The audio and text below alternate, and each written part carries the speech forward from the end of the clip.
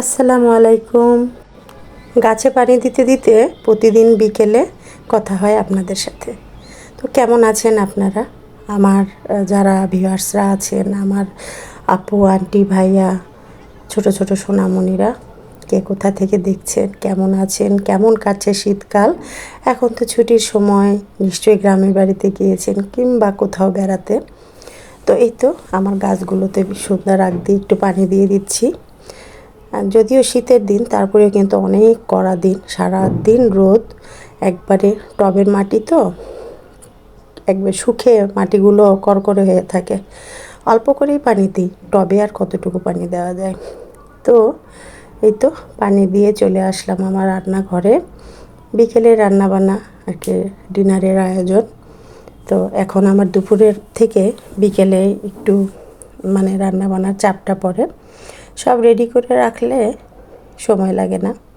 তো আজকে রান্না করে নিব 2টা কবুতরের বাচ্চা, কেটে ছিলে বেছে পিস করে নিয়েছি। এখন সেটাকে রান্না করে ঝোল করে নিব। আজকে ভুল করে কবুতরের বাচ্চাগুলো একবারে ছিলে ফেলেছে পাখির মতো।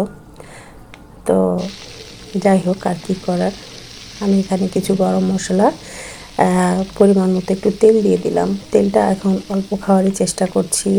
তেল খাওয়া কমিয়ে দিয়েছি অনেক, সামনে আরও কমিয়ে দিব, কিন্তু যতটুকু না হলে চলে না, যেটা দিতেই হবে একটু দিই। তো এই তো এখানে হাফ কাপ মতো পেঁয়াজ, সেটা দিয়ে দিলাম। গরম মশলা বলতে কি, এই একটু দারুচিনি, এলাচ, লং আর একটু গোলমরিচ, সেটা একটা তেজপাতা সহ একটু ছেঁচে দিয়ে দিয়েছি। আর এখানে তো দেখতেই পেলেন, লবণ, হলুদ, মরিচ, ধনিয়া, জিরার গুঁড়া সব কিছু।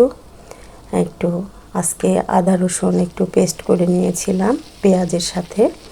তো সেই ব্লেন্ডারটা ধুয়ে সেই পানি দিয়ে ওটা একটু ভালো করে ম্যারিনেট করে মশলাগুলো একটু থকথকে করে নিচ্ছে। এই যে, তবে এই কাজটা না 5 মিনিট আগে করে রাখলে সবচেয়ে ভালো হয়, মশলাগুলো খুব সুন্দর হয়ে ভেজে। এই তো এদিকে পেঁয়াজটা মোটামুটি একটু লালচে হয়ে এসেছে, খুব একটা বেশি লাল করব না। এর সাথেই আমি এই তো দিয়ে দিব মশলাগুলো। মশলা আর পেঁয়াজ সহকারে বেশ কিছুক্ষণ একটু ভালো করে কষিয়ে নেব। আদা রসুন বাটাও দিয়ে দিলাম এর সাথে।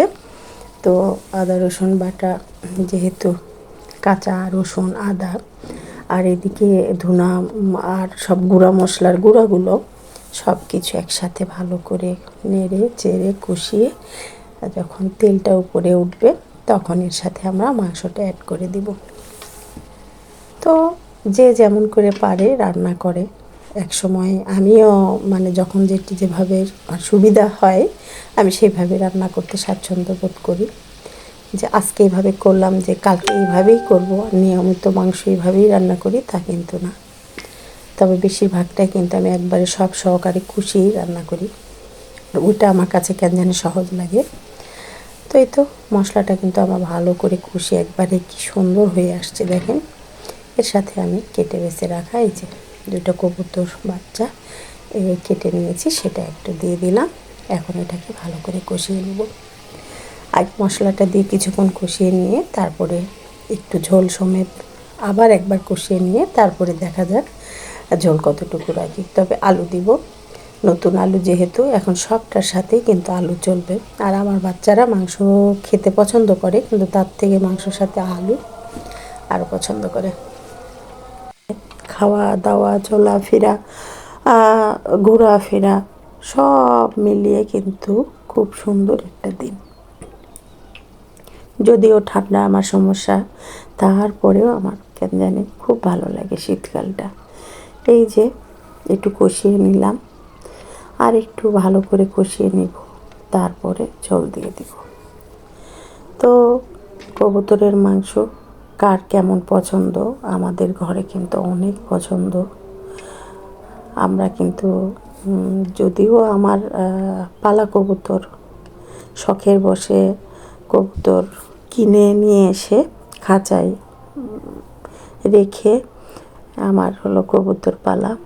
1 জোড়া, 2 জোড়া, 3 জোড়া, 4 জোড়া মানে রাত নেই দিন নেই, কোন বাজারে কোথায় কেমন করে কবুতর পাবো সেই কিনে নিয়ে এসে শখের বসে এখন মাশাল্লাহ বেশ কয়েক জোড়াই হয়েছে, কিন্তু মানে রাখতে পারছি না বাসা বাড়ি। বুঝতেই পারছেন কিভাবে কবুতর পালা যায়, তা না হলে এতদিন আরও অনেক অনেক কবুতর হয়ে যেত মাশাল্লাহ। আমার কবুতর যেমন তাদের খাওয়া দাওয়া কোনো অসুখ বিসুখ নেই, আর খাওয়া দাওয়া যেমন ভালো ওদের, আমরা ভালো মানের খাবারটাই ওদের দানাটাই খাওয়াই। আর এই জন্যই হয়তো আল্লাহ তাআলার অশেষ রহমত, কোনো ডিম নষ্ট হয় না, কোনো বাচ্চাও আল্লাহ রহমতে নষ্ট। অনেক টেক কেয়ার, অনেক সুন্দর করে রাখলে যে কোনো জিনিসই কিন্তু ভালো হয়। তো এই জন্য এখন খাওয়া চলে। আগে হয়তো দেখা যায় তো মাসে 2-1 জোড়া কবুতর খাওয়া হতো, এখন সেখানে মুরগির সাথে পাল্লা দিয়ে কবুতরটাও খাওয়া হয় আমাদের, আর খুব ভালোও লাগে মাশাল্লাহ। তো এই যে রান্না করে নিলাম আলু দিয়ে, কথার ফাঁকে ফাঁকে কিন্তু আমার রান্নাটাও হয়ে গেছে। তো খুব একটা ঝোল না, আবার খুব একবারে শুকনা শুকনাও না, কারণ কবুতরটা কিন্তু অনেক, এটা এক ধরনের পথ্য, এটা কিন্তু ভালো রুগীদের জন্য, সুস্থদের জন্য তো আরও ভালো। তো এটাতে একটু ঝোল ঝোল খাওয়ারই চেষ্টা করি। তো এইরকম অবস্থা হয়েছে। এই যে আজকে রান্নাটা ছিল কিন্তু কবুতরের, খুব সহজ করে। আশা করছি আমার যারা নতুন গৃহিণীরা আছে তাদের কবুতর রান্না নিয়ে আর কোনো সমস্যা থাকবে না। জাস্ট মুরগির বাচ্চা বা মুরগি যেভাবে রান্না করি আমরা, কবুতরটারও তাই। সবাই ভালো থাকবেন, সুস্থ থাকবেন। আল্লাহ হাফেজ, শুভ সন্ধ্যা।